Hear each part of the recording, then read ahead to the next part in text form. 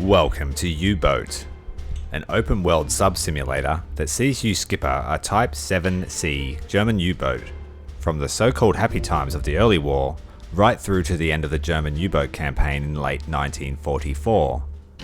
I will be playing as the skipper of U-552, otherwise known as the Red Devil, based out of Wilhelmshaven. I have edited the crew list to contain the names of Discord members and viewers, and with an RPG style progression system, I'm excited to see how long we can last, but also determine which of the crew are true sea wolves.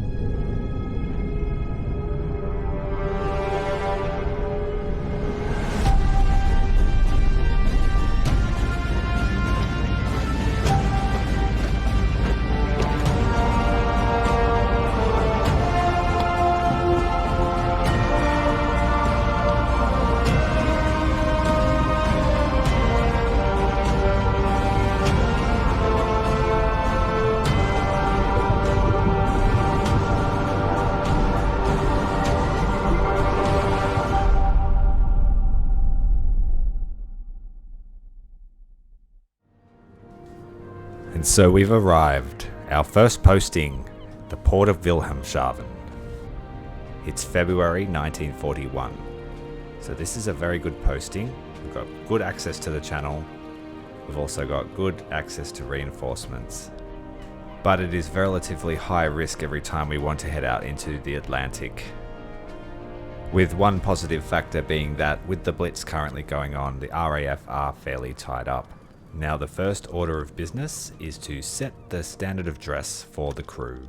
Not only will this help me identify everybody based on their rank or position, but I just don't like hobos on my ship. So everyone will be in uniform. First major rule, every man will have a cap. The first watch officer, the second watch officer, in charge of the radio, the chief engineer, and no need to change the mechanic because he reported for duty in the correct uniform.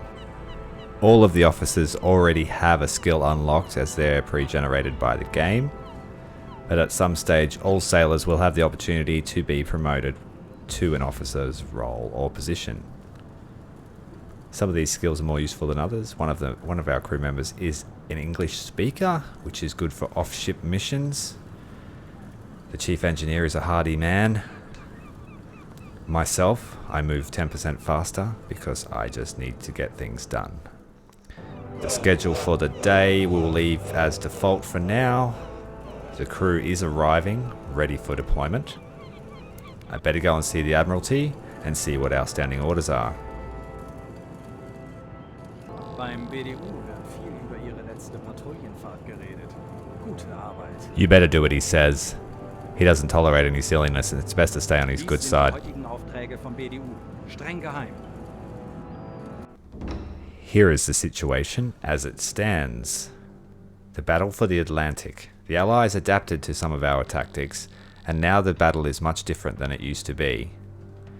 Cargo ships head for Britain often, travelling in heavily armed convoys across the Atlantic. RAF Coastal Command has much more aircraft at their disposal than they used to, and they are better equipped, but the defence strategy still has a major flaw. We call this area the Mid-Atlantic Gap. It's beyond the reach of their planes, and it's easy to overwhelm the cargo ships. We're using the Wolfpack tactic in this instance.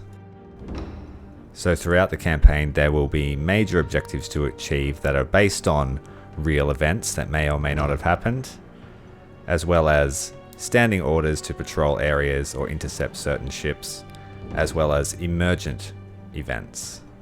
Just things that happen through the dynamics of play. At certain stages, we may also be deployed to other ports or other flotillas, as you can see here. So for now, our current orders are, we do have a choice. We can try to recover an Enigma machine off the coast of Ireland. We can deliver a weather station to Bear Island, north of Sweden, which does look like the more likely option for our first mission. The alternatives are to attack Scupper Flow, rated as highly difficult and with good reason. This is a mission to come back when we have an experienced crew, or if we're just feeling really lucky. The other standing orders are to patrol sectors, hunting for tonnage. Various rewards you can get come in the form of mission credits to buy more equipment or upgrades, reputation within the Kriegsmarine, and also new crew members and or technologies. Rohr 1 geladen. Thank you for that. So for now, we will choose the weather station at Bear Island.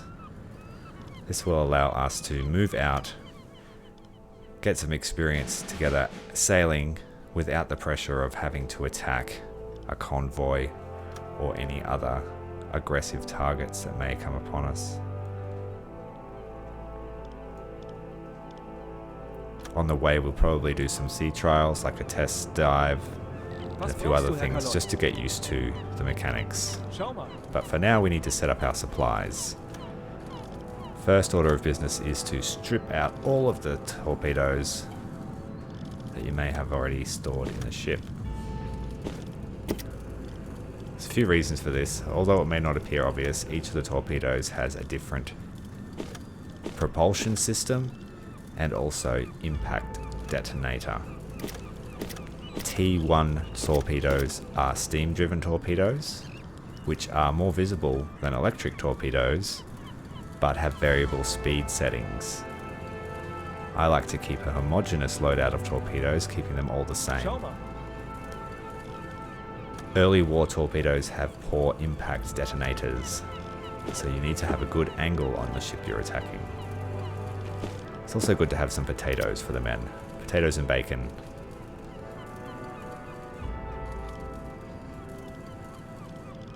And some fresh fruit since we are going north. Fresh vegetables, I should say. Fill up on diesel.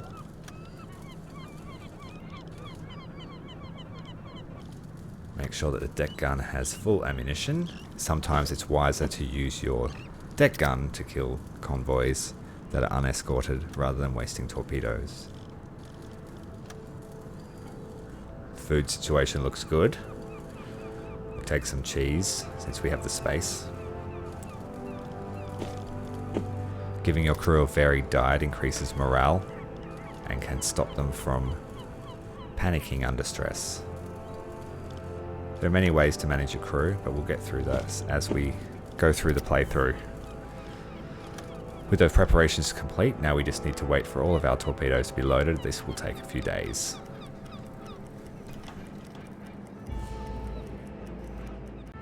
So it's the morning of the 25th of February 1941, and we have a perfect misty morning. Slightly before 7 AM, this will give us the perfect cover from the RAF if they have any patrols in the area.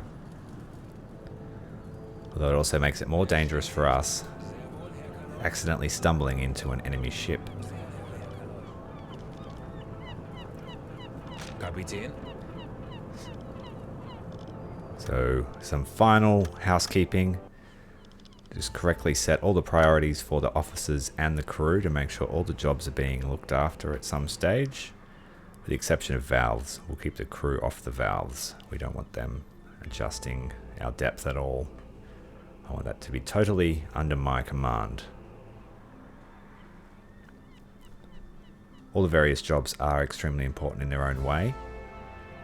These mechanics are fairly new since I last played, so we'll explore those together.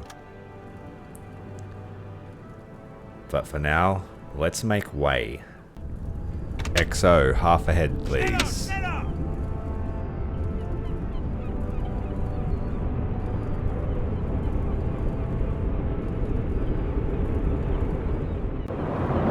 game has amazing graphics, and it's quite fun and relaxing just to sail your U-boat around,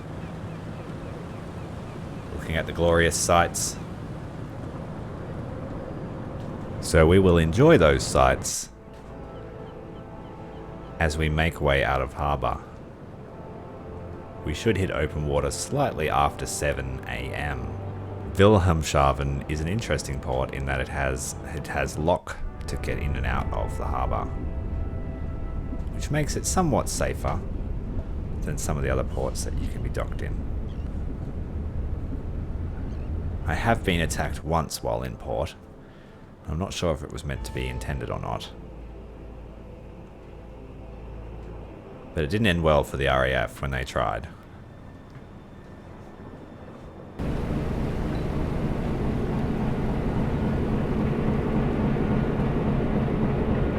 And as we cross the final lock out into the open water,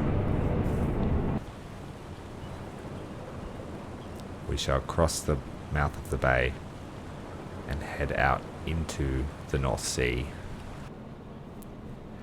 Make sure you stick around for the next episode. We'll put the boat through some sea trials and head to Bear Island. Commander Tyrael, out.